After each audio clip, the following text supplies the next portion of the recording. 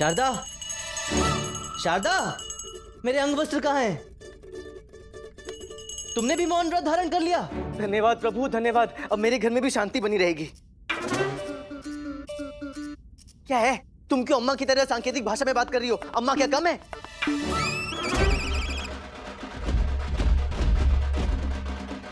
उठा लो। हाँ, कहीं दिखे तो अंग वस्त्र उठाओ ना। पूरा घर सर पर उठा लो। कुछ क्षण प्रतीक्षा नहीं कर सकते थे, सारे मंत्र भुला दिए। देखा अम्मा, इतना सब बोलना चलता है, किंतु ये नहीं बता सकती कि अंग वस्त्र कहाँ है। झूले पर रखा है। हाँ, झूले पर रखा है। कहाँ है? ये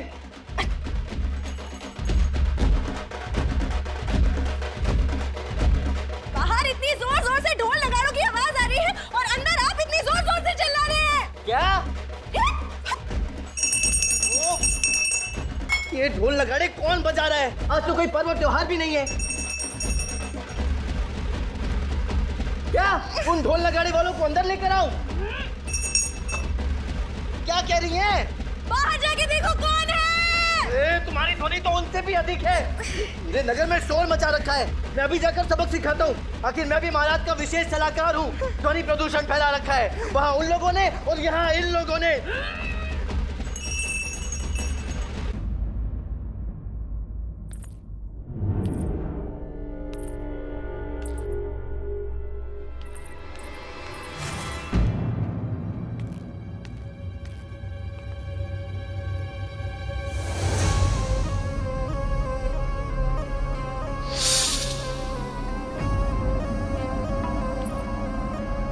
आइए, आप ही की प्रतीक्षा कर रहे थे। हे ईश्वर, इन्होंने हमें देख लिया।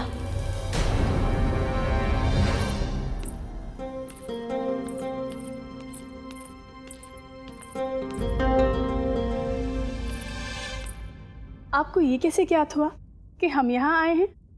संभवतः आपको ज्ञात नहीं है, परंतु आपके आने के पूर्व सुगंध का एक झोंका आता है। उस झोंके को हम नहीं पहचानेंगे तो और कौन पहचानेगा चिन्ना देवी?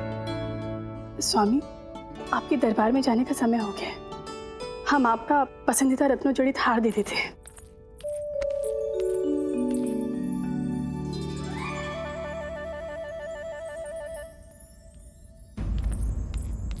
रत्नों जड़ित हार। हार के अतिरिक्त और भी कुछ पहनने की अभिलाषा है। यदि आप अनुमति दे तो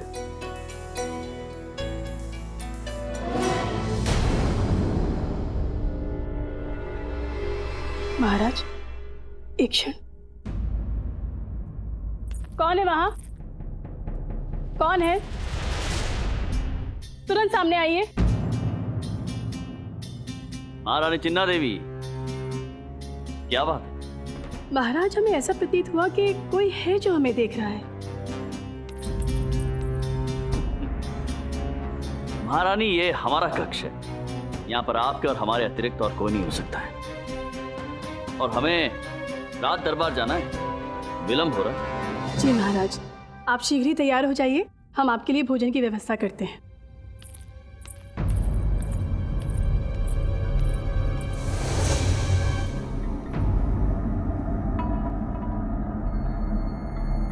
ये सुगंध तो चंपा के पुष्पों की है।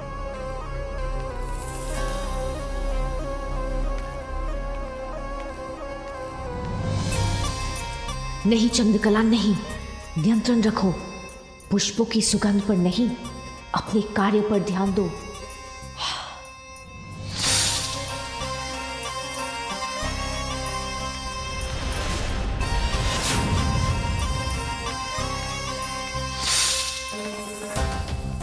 चंपा के पुष्पों ने तो अभी बचा लिया, पर कृष्णदेव राय सिर्फ कुछ पलों के लिए।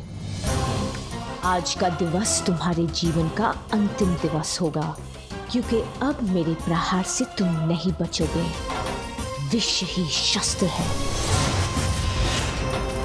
महाराज कृष्णदेव राय की, महाराज कृष्णदेव राय की, महाराज कृष्णदेव राय की, महाराज कृष्णदेव राय की, महाराज कृष्णदेव राय की।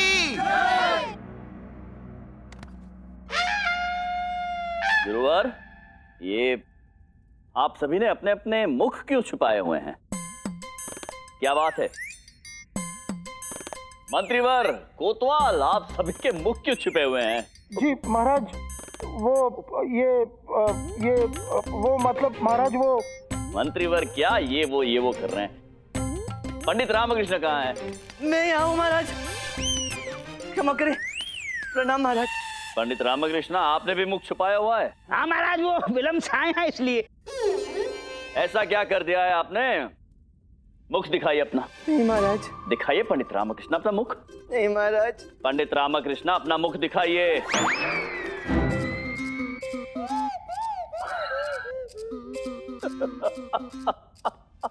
पंडित रामकृष्ण, अद्भुत लग रहे हैं आप।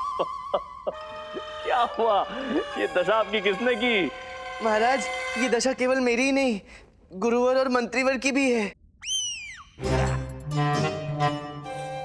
गुरुवर, आप भी दिखाइए अपना मुख। दिखाइए गुरुवर।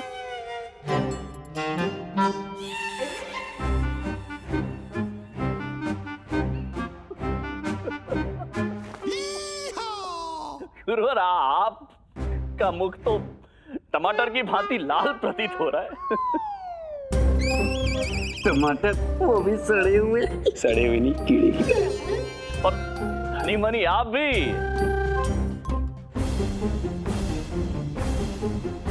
मंत्रीवर, आपका मुख देखना चाहेंगे, आप दिखाइए। जी महाराज। कोतवाल, ये सब क्या कर दिया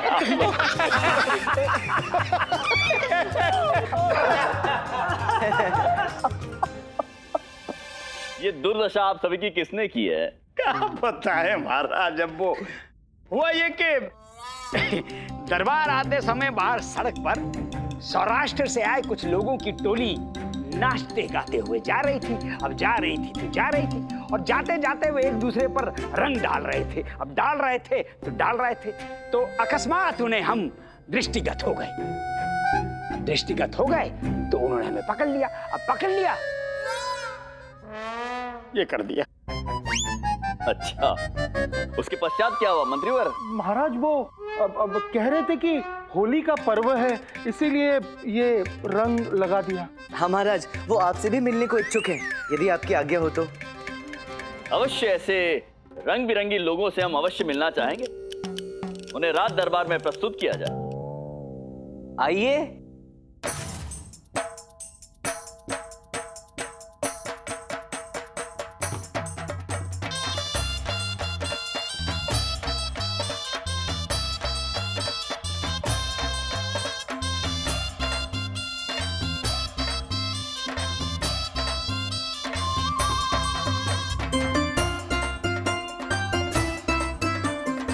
पंडित रामकृष्ण,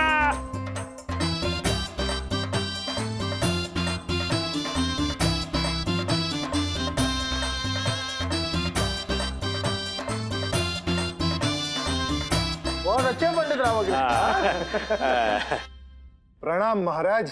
प्रणाम प्रणाम। आपने होळीना पर्वनी खूब खूब शुभेच्छाओ। અને તમને બધાને પણ હો।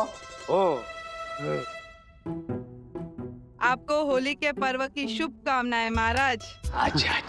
आप सभी को भी हार्दिक शुभकामनाएं। परंतु ये होली का पर्व कैसा पर्व होता है? महाराज, ये पश्चिम, उत्तर और पूर्वी भारत में मनाए जाने वाला महत्वपूर्ण त्योहार है।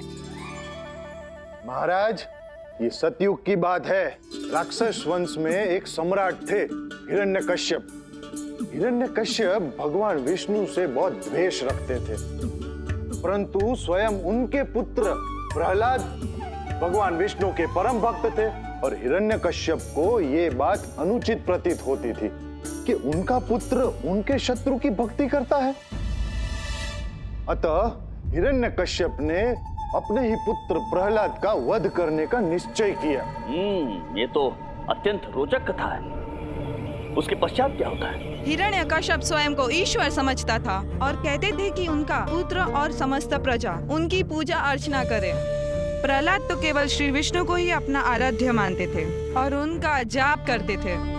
भक्त तो ऐसे ही होते हैं महाराज, अपने आराध्य के प्रति समर्पित। परंतु क्या हिरण्यकश्यप ने प्रहलाद को विष्णु भक्ति छोड़ने के लिए बाध्य कर दिया? जी महाराज, हिरण्यकश्यप ने प्रहलाद को समझाने की लाख कोशिश की, पर वो असफल रहा। तब उसने प्रहलाद का वध करने के कई प्रयास किए, पर विष्णु कृपा से उसमें भी उसे सफलता प्राप्त नहीं हुई। अंत में हिरण्यकश्यप अपनी बहन होलिका के पास सहायता मांगने गया। होलिका को एक वरदान प्राप्त था कि अग्नि उसे जला नहीं सकती थी।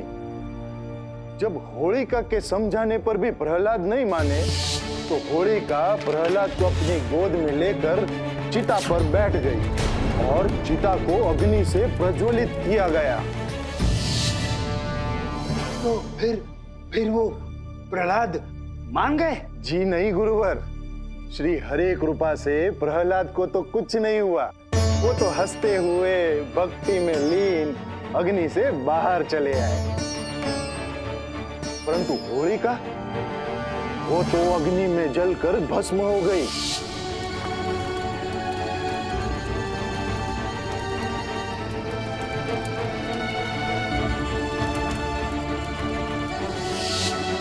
इसी प्रकार हर वर्ष होलिका का दहन होता है। होलिका के नाश और प्रहलाद की श्री हरि के प्रति भक्ति को स्मरण करते हुए दूसरे दिन प्रातः काल से लोग रंग गुलाल उड़ाकर अपना हर्ष व्यक्त करते हैं महाराज। अद्भुत कथा है ये, अद्भुत। और पर्व भी कितना सुंदर है, रंगों से भरा, रंग बिरंगा। महाराज, आपसे एक नम्र निवेदन है। हम अपने नगर से एक विशेष प्रकार का गुलाल लेकर आए। यदि आपकी अनुमति हो तो हम आपको ये गुलाल लगाना चाहते हैं। होली के पर्व की उजवनी रूप और आपके प्रति हमारा जो आदर, सम्मान, प्रेम है, उसके प्रतीक रूप। अवश्य अवश्य, हम सहर्ष आपके अनुरोध को स्वीकार करते हैं।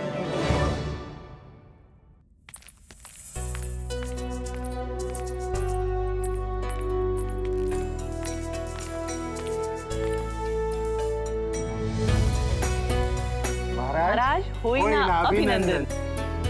आपको भी होली की हार्दिक शुभकामनाएं। वाह महाराज।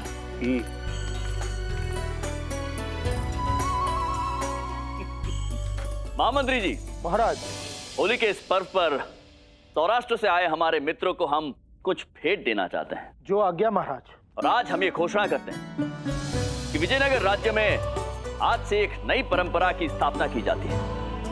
आज के पश्चात आज के दिवस प्रतिवर्ष विजयनगर राज्य में हर्षोल्लास से और रंगों से होली का त्योहार मनाया जाएगा। धन्य है महाराज, अत्यंत उत्तम निर्णय है। बहुत अच्छे, बहुत अच्छे। महामंत्री जी, महाराज, शीघ्र अतिशीघ्र होली खेलने की व्यवस्था कीजिए आप। अवश्य अवश्य। हाँ, महारानियों को एवं समस्त नगरवासियों को इस बात की सूचना दी जाए। हम समस्त विजयनगर राज्य को रंगों में सराबोर देखना चाहते हैं। महाराज कृष्णदेव राय की, महाराज कृष्णदेव राय की, महाराज कृष्णदेव राय की। अरे रामा, क्या मुझे फिर से इसी भांति रंग में डूबना पड़ेगा? हाँ बंधु, परंपरा तो परंपरा है, पर्व तो पर्व है। तैयार हो जा होली खेलने के लिए।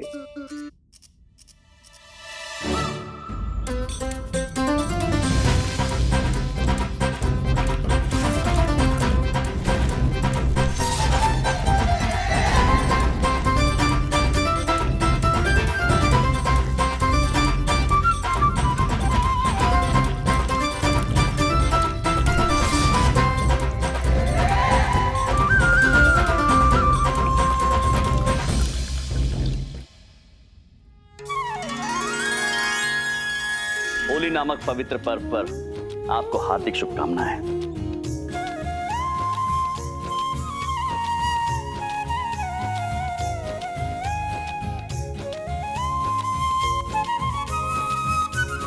आपको भी होली की शुभकामनाएं महाराज। महारानी तिरुमलम्बा, हम आप ही की प्रतीक्षा कर रहे थे। देखिए, हमने आपके लिए एक गाल सुरक्षित रख छोड़ा है।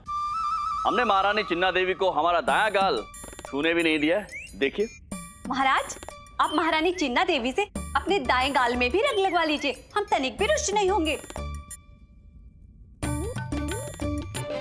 आपके कहने का तात्पर्य है कि आप हमें रंग लगाना चाहती नहीं है?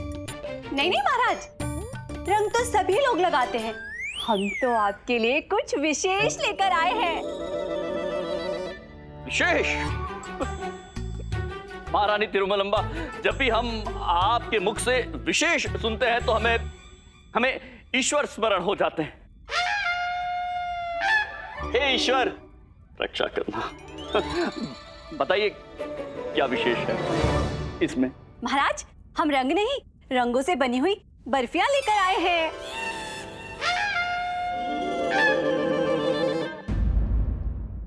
रंगों से बनी बर्फियां? हाँ, लाल रंग की लाल, पीले रंग की पीली, सफेद रंग की सफेद, हरे रंग की हरी। महारानी तिरुमलंबा, ये रंग तो होली खेलने के उपयुक्त होते हैं, आपने इनकी बर्फी बना दी? महाराज, ये प्राकृतिक रंग है, आप तनिक भी चिंतित ना होइए, आप इन्हें खाइए। नहीं नहीं नहीं नहीं? नहीं नहीं, अर्थात हम कह रहे हैं होली का जो पर्व होता है महारानी तिरुमलंबा, वो पारिवारिक पर्व होता है, तो हम ये सारे विशेष मिष्ठान स्वयं खाएं, ऐसा तो हो नहीं सकता है। हम इतने स्वार्थी कैसे हो सकते हैं महारानी तिरुमलंबा? वाह महाराज, आप कितने महान हैं।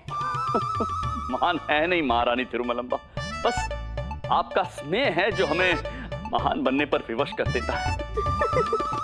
महारानी तिरुमलंबा, ये बाकी सारे रंग तो ठीक है, परंतु काले रंग की बर्फी आपने बनाई कैसे?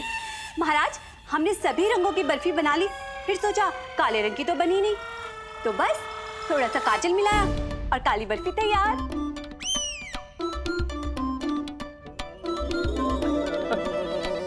अद्भुत है आप।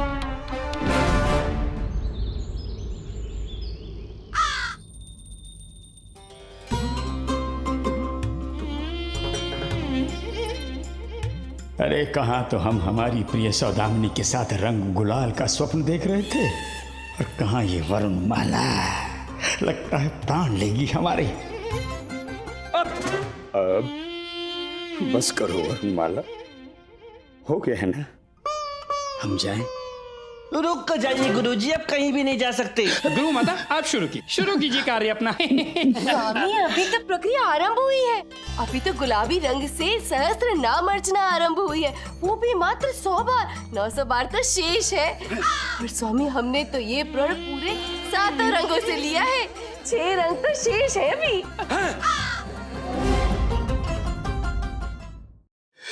भगवान, इतने सारे रंगों के साथ आपकी पूजा अर्चना समाप्त होते होते तो अगली होली का आगमन हो जाएगा। तो गुरुजी, आपको कौन सी शीघ्रता है, आ जाने दीजिए अगली होली। रंग ही तो लगाना है, लगवा लीजिए। प्रिय वरुण माला जी स्वामी, आपको हमारी पूजा अर्चना की अनेक अवसर प्राप्त होंगे, हमें भी तो अवसर मिलना चाहिए ना। आप देखो, आप हमारी अर्धांगिनी हैं, है ना जी? तो हमें भी अपना प्रेम प्रकट करने का अवसर प्राप्त होना चाहिए ना।